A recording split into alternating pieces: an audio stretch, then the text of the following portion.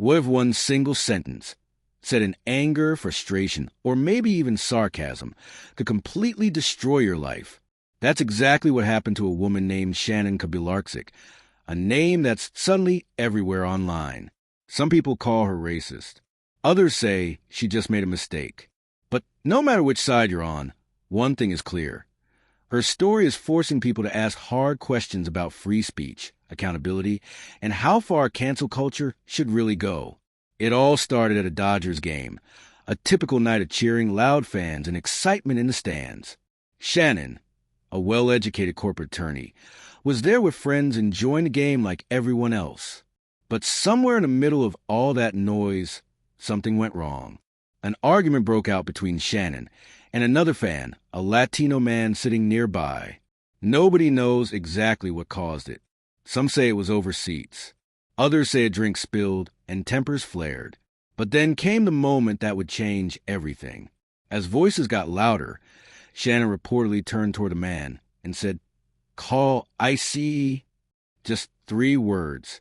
3 words that carry years of pain, politics, and prejudice in America's immigration debate. The crowd around them went quiet.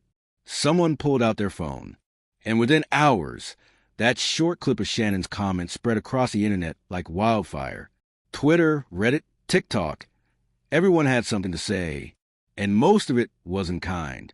The video was replayed thousands of times, slowed down, analyzed frame by frame. People pointed at her expression, her tone, even the way she turned her head.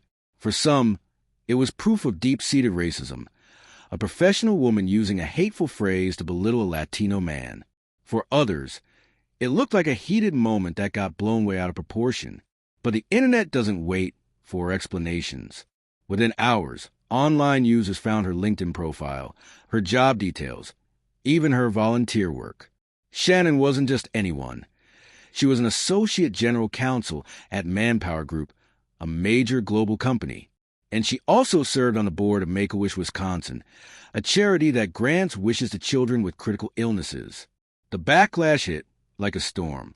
How can someone working in ethics and compliance say something like that? One user wrote. Another posted, "She helps sick kids by day and insults immigrants by night? This is disgusting."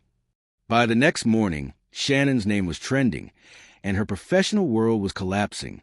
Manpower Group released a statement saying they had zero tolerance for discriminatory behavior. Shortly after, Shannon was no longer employed there. Make-A-Wish Wisconsin confirmed she had stepped down from the board. In less than 48 hours, a respected career was gone, all because of one viral moment. But this is where the story gets divided, because not everyone agreed with how things played out. Some people online said Shannon's comment was absolutely racist, no excuses, no second chances.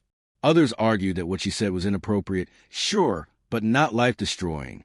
They pointed out that we've all said something in anger we wish we could take back. Should one mistake, one phrase, really cost a person their entire career? The debate soon became bigger than Shannon.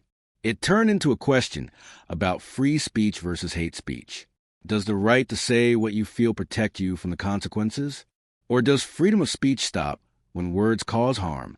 Legal experts weighed in, explaining that the First Amendment protects people from government punishment, not from social backlash or losing a job. Companies, they said, care about image and values. If an employee's words damage that, the company will act fast to protect itself. That's the world we live in, one where your reputation can vanish overnight, whether or not you meant to offend anyone. On Reddit and X, some users called it a necessary lesson. They said people in positions of power should know better. Others saw it as another case of cancel culture gone too far, where the punishment is way bigger than the offense. A few even questioned if Shannon's words were taken out of context, asking whether there was more to the story that no one had recorded. But by that point, it didn't matter. Once something goes viral, the internet becomes judge, jury, and executioner. And public opinion doesn't wait for facts. It feeds on outrage. Still, the deeper question remains, where do we draw the line? At what point does holding someone accountable turn into public destruction? And is there ever a path back for people who fall from grace online? Some say Shannon's case exposes a much larger problem. that hidden prejudice still lingers in professional spaces. The kind of bias people don't talk about openly but reveal in moments of anger. Others say this was just a human moment. Someone reacting poorly in public and paying the price because everything is recorded now. What's undeniable is that this story hits a nerve. It touches everything: race, politics, morality, and how fast we're willing to ruin someone over a viral clip. Shannon hasn't spoken publicly since losing her job. No official apology, no public defense, just silence. Maybe on the advice of lawyers. Maybe because anything she says now would only make it worse. But whether she deserves sympathy or not depends on how you see the world. Do you believe in second chances?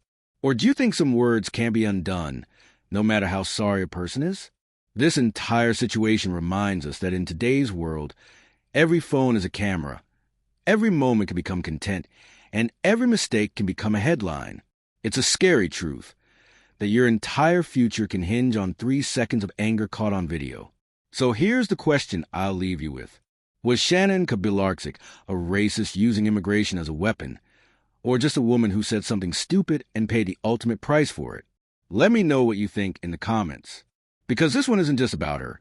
It's about all of us and how we judge, react, and forgive in a world that never forgets. Thanks for watching.